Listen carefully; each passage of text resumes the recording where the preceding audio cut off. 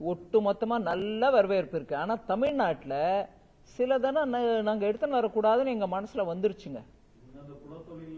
இது குலத்தொழில இல்ல, விஸ்வகர்மான்றதுக்கு வர்ணனை நாங்க முதல்ல கொடுத்துட்டோம். யாரா இருந்தாலும் அவங்க கையில ஒரு உளியோ சுத்தியோ ஒரு சின்ன ஒரு வெப்பனோ வச்சுட்டு அவங்க வேலை பண்றாங்கன்னா அவங்க விஸ்வகர்மா. இது ஜாதியோட கனெக்ஷனே இல்ல. அதனாலதான் 18 தொழில் அதுல லிஸ்ட் பண்றது. அதுல முடி திருத்துபவரும் இருக்காங்க, சிமெண்ட் பிரிக் வச்சு வேலை பண்ற மேஸ்திரியும் இருக்காரு, படகு தயார் பண்றவங்களும் இருக்காங்க. அது யாரா இருந்தாலும் சரி, அந்த வேலையை பண்ணிட்டு இருக்கவங்களுக்கு நம்ம ட்ரைனிங்கும் கொடுக்கிறோம். 500 ரூபாய் பெர் டிஎம் கொடுக்கிறோம். அதை தவிர 15,000 ரூபாய் கிட்டு கொடுக்கிறோம் அவங்க தொழிலுக்கு. அதனால மத்திய அரசின் மூலமா நல்ல திட்டங்கள் வந்துருதே அப்படின்றதுக்கு ஒவ்வொன்றுத்துக்கும் தடை ஏற்படுத்தி அதுல இந்த திராவிட அரசியலோட லைன் இருக்கு பாருங்க. குலத்தொழிலுக்கு எகேன்ஸ்ட் நாங்க, ஜாதிக்கு எகேன்ஸ்ட் நாங்க, ஹிந்திக்கு எகேன்ஸ்ட் நாங்க. இங்க நடக்கிறதையெல்லாம் எடுத்து போட்டு பாருங்க நீங்களே. ஜாதிக்கு எகேன்ஸ்ட் நீங்க, சமத்துவம் நீங்க. ஸ்கூல்ல வெட்டி கொள்றாங்க பிள்ளைங்க, ரோட்ல காஸ்ட் வார் நடக்குது.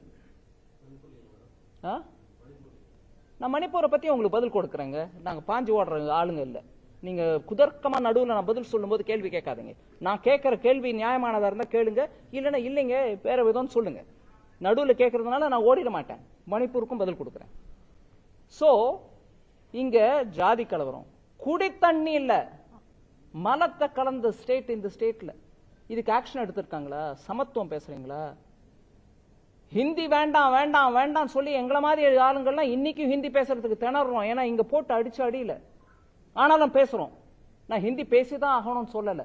இன்னைக்கும் எனக்கு என் தமிழ் பற்று இருக்கு. எனக்கு இன்னைக்கும் என்னோட புறநானூறோ திருக்குறளோ நான் இன்னைக்கும் படிக்கிறேன். அதனால ஊருக்கு உபதேசம் பண்ணிக்கிட்டு நல்ல திட்டங்கள் பாமர மக்களுக்கு ஏழைக்கு போகக்கூடிய திட்டம் வந்துச்சுன்னா, ஐயோ வந்துடுச்சுன்னா மத்திய அரசுக்கு நல்ல பேர் வந்துடும், நம்ம பண்ணக்கூடாது. இது ஜாதி, இது சமத்துவம், இது ஹிந்தி, இது இன்னொன்னு, இது ஆரிய ஆதிக்கம் அப்படின்னு சொல்லிக்கிட்டு பொழப்ப ஓட்டுறதுதான் இங்க ஓட்டமா இருக்கு. ஆனா கேந்திரிய வித்யாலயா அட்மிஷனுக்கு ஒவ்வொரு எம்பியும் வந்து கேட்டாங்க என்கிட்ட. என் தொகுதி மக்கள் கேட்கறாங்க, கொஞ்சம் கொடுங்க. ஏங்க ஐயோ நீங்களா, நீங்க அந்த கட்சியை சேர்ந்தவர் இல்ல, ஹிந்தி ஸ்கூலு கேந்திரிய வித்யாலயா என்கிட்ட ஏன் கேட்கறீங்கன்னு கேட்டிருக்கேன், முகம் மீத கேட்டிருக்கேன். இல்லைங்க எங்க தொகுதி மக்கள் கேட்கறாங்க. அப்போ தொகுதி மக்களுக்கு மாத்திரம் கேவி குவாய்ட்டா நீ வாங்கிட்டு போயிடுவ. ஆனா வெளியில பிரச்சாரம் பண்றோம் கேவி கேந்திரிய வித்யாலயா ஹிந்தி திணிப்பு. என்ன ஹிப்போக்ரசி இது, என்ன ஹிப்போக்ரசி. இது முதல் முறையை நான் சொல்லல, நிறைய பேர் சொல்றாங்க இங்க தமிழ்நாட்டில். பெரிய பெரிய ஆளுங்க அரசியல்ல பெருசா இருக்கிறவங்க அவங்க வீட்டு உறுப்பினர்கள் நடத்துற ஸ்கூல்ல ஹிந்தி கத்து கொடுக்குறாங்க. ஆனா மக்களை ஏமாத்துறதுக்கு மாத்திரம் ஹிந்தி ஒழிப்பு, ரயில்வேல போர்டை போட்டு தாரை போட்டு அடி, ஹிந்தியில இருக்கிறது மாத்திரம். இந்த ஹிப்போக்ரசி தாங்க தமிழ்நாட்டில் முன்னு நிக்குது. சொல்லுங்க என்னங்க மணிப்பூர்?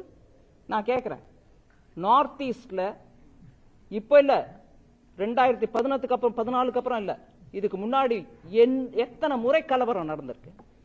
உதாரணத்துக்கு நாங்க சொல்றேன், மிசோராம்ல நடந்த ஒரு மேஜர் கலவரத்துல ஆர்மியை அனுப்பி நம்ம மக்களையே கொலை பண்ண வச்சது காங்கிரஸ் கட்சி. நீங்க மணிப்பூர் மணிப்பூர் மணிப்பூர்னு எத்தனை தரம் வேணா கேளுங்க, இதுக்கு பதில் காங்கிரஸ்காரங்க கிட்ட இருந்து கேட்டு வாங்குங்க. இதுக்கு முன்னாடி மணிப்பூர்ல நடந்த கலவரம் டைம்ல எத்தனை மத்திய அமைச்சர்கள் போயிருக்காங்க மணிப்பூர். ஹோம் மினிஸ்டர் போய் 3 நாள் இருந்தாரு, அங்கேயே இருந்தார். இந்த குரூப் அந்த குரூப்னு இல்லாம எல்லா குரூப்பையும் போய் பார்த்துட்டு வந்தார். மணிப்பூர், நான் உங்களை கேட்கிறேன், மணிப்பூர் நீங்க போய் யாரை கேட்கணுமோ கேளுங்க. நீங்க பத்திரிகையாளர், அவங்க சொல்றதை எங்களை கேட்பீங்க, எங்களை நாங்க சொல்றதை அவங்களையும் கேட்பீங்க நான் நம்புறேன்.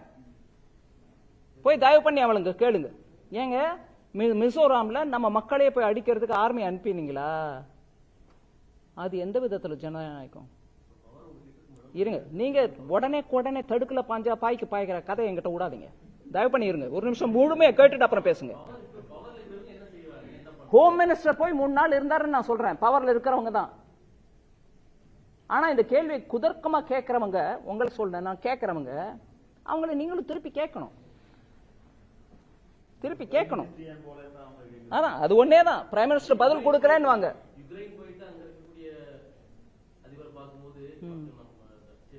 அதான் அதான் ஜனரஞ்சகமா பேசுறது கோயம்புத்தூர்ல நிறைய பேர் இருக்காங்க, நீங்களும் ஒருத்தர் அதுல. பட் விஷயம் சொல்றேன் உங்களுக்கு.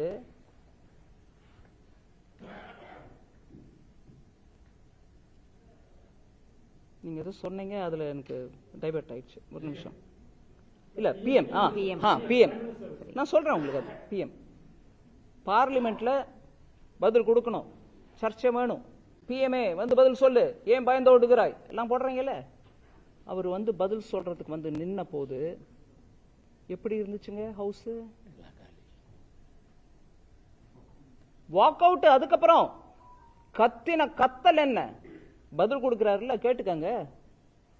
ஒப்புதல் உடையதோ இல்லையோ, பதில் கொடுக்கிற பதில காதால வாங்குங்க.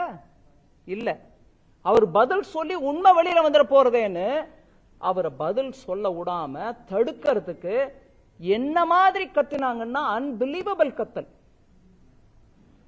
அதுல கட்சி எல்லாத்தையும் ஒரு டிசிப்ளினோட உட்கார வச்சுட்டு, சரி உங்களுக்கு ப்ரொடெஸ்ட் பண்ணணும்னா பண்ணுங்க இல்லாம, எந்த மணிப்பூர்ல இருந்து 2 எம்பிஸ் வந்திருக்காங்களோ அவங்களோட எதிரில அந்த மணிப்பூர் எம்பிஸ கைய காமிச்சு போய் get in to the well and protest அப்படின்னாரு. ஒரு மிகப்பெரிய தலைவர், நான் பேர் எடுக்கல. மணிப்பூருக்கு நியாயம் தேடணும்னா நீங்க மணிப்பூர்காரரே நிக்க வச்சு ப்ரொடெஸ்ட் பண்றதுக்கு நீங்க அப்படி உட்கார்ந்துட்டு பார்த்துட்டு இருப்பியா? கண்ணடிப்பியா? என்னது ஜனநாயகம்?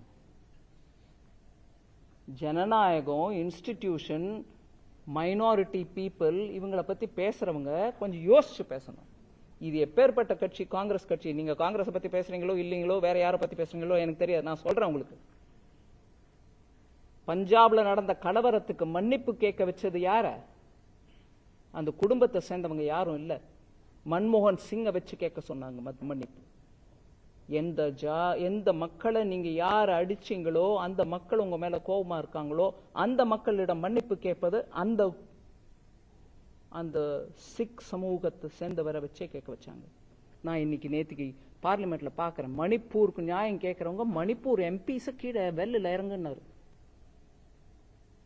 கொஞ்சம் நியாயம் இருக்கணுங்க, ஈவு இறக்கணும், மனசுல இருக்கணும்.